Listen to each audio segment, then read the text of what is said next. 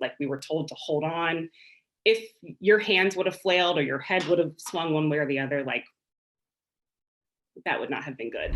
So when you got the call to be on the Challenge USA, did you have any hesitation about it at all? Or were you just like, yes, I'm going for it? No, there was definitely a level of hesitation. Just watching the MTV version, like even outside of the challenges, there's so much drama that happens. And I don't know if it's real drama or made up drama. But just the idea of like being in this house filled with these people creating drama constantly kind Mhm. of scared me. And then in the more recent seasons, like the challenge is pretty hardcore. So they do a lot of things on the challenge that one, I was terrified of, and two, I was more terrified than anything of getting injured because I am a physical therapist. I need to be able to use all of my limbs to do my job.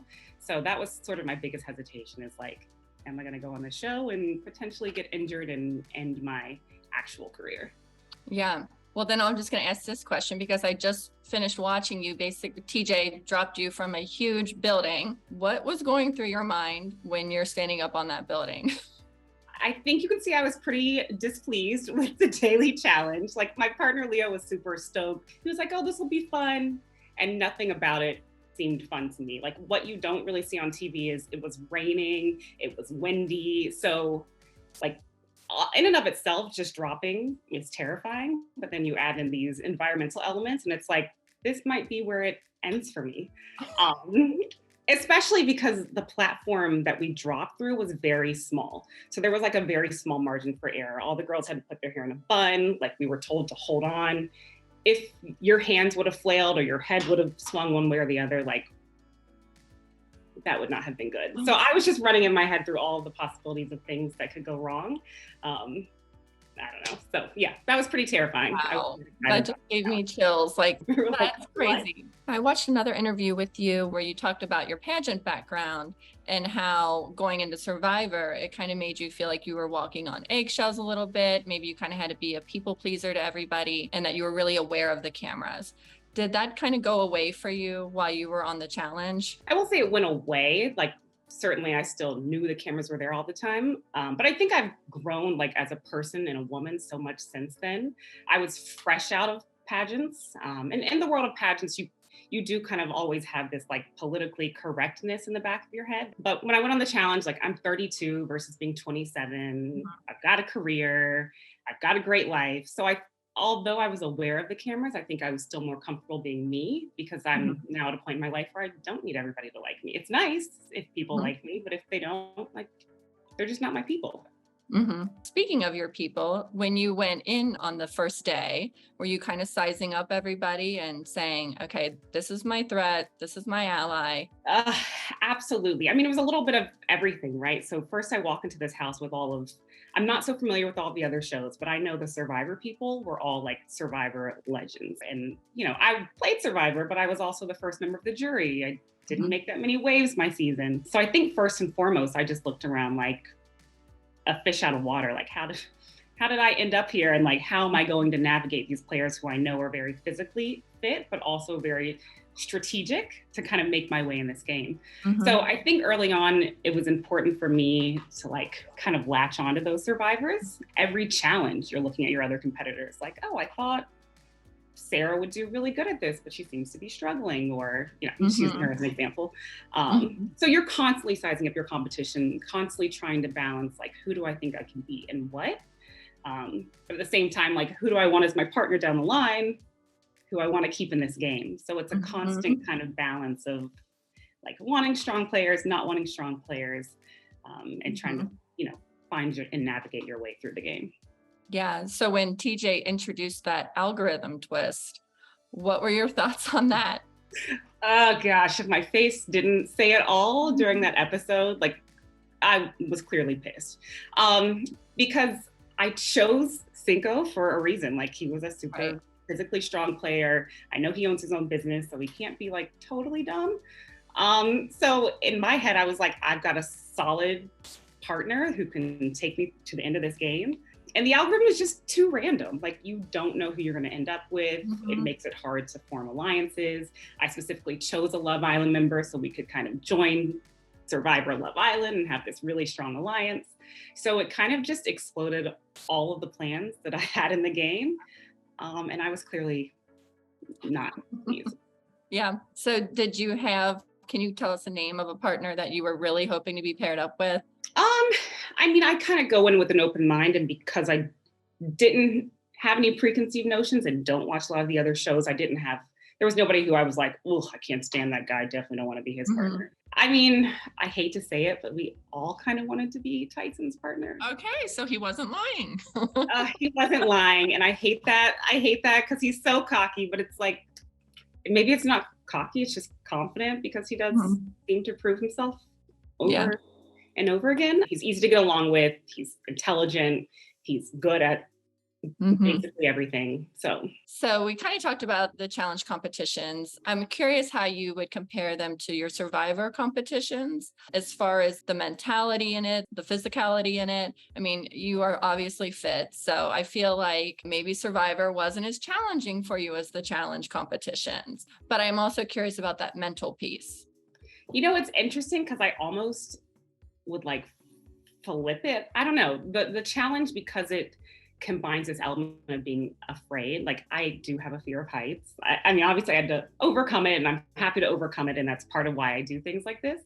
But like Survivor always felt very safe. Do you know what I mean? Like, you're always on land or you're on water, but I know how to swim decently well.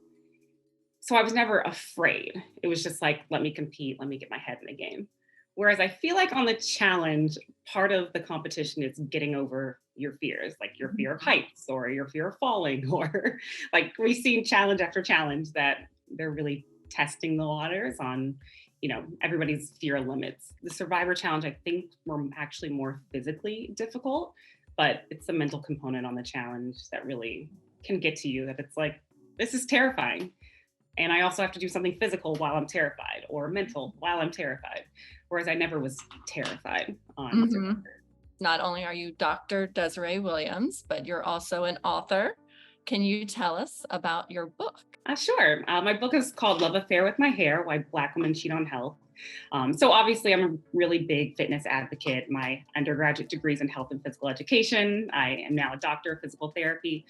So it's always been really important for me to advocate to women, specifically women of color, the importance of exercise.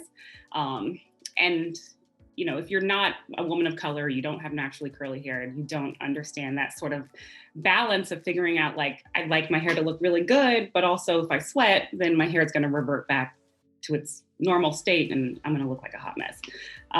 So essentially I created this book with my co-author to give women not only the background of why we place so much emphasis on our hair specifically as Black women, but also at the end of the book, there's a 12-week workout program that's created around a woman's hair appointments, so that you no longer have an excuse to not work out simply for fear of sweating out your hair. Oh, very cool. Very cool. Can you tell us a little bit about your business? Yeah, absolutely. So I have a mobile physical therapy and occupational therapy company. I co-own it with a good girlfriend of mine. We started kind of right before COVID, so it's been definitely an up and down journey. But essentially we go into patients' homes and provide physical therapy. We're finally in a position where I feel like we're on the trajectory that I would like to be on. It's been a lot of fun, but a lot of struggle along the way.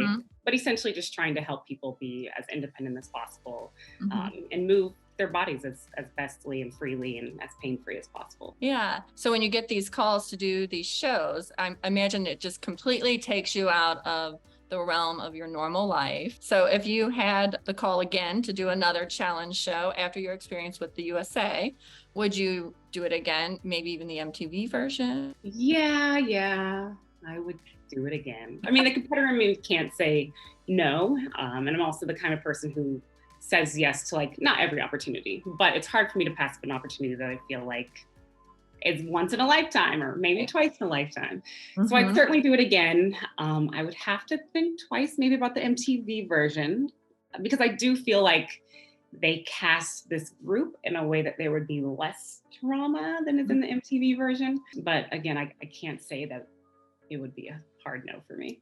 Yeah. As far as kind of you only live once mentality. I think I read, maybe it was even your survivor application, where it was just live life to the fullest, and that your grandma was such an inspiration for you. Can you just talk briefly about your grandma and kind of what she instilled in you like that? Yeah, I'd love to talk about my grandma. Hmm. So my grandma had a saying that you have to play as hard as you work.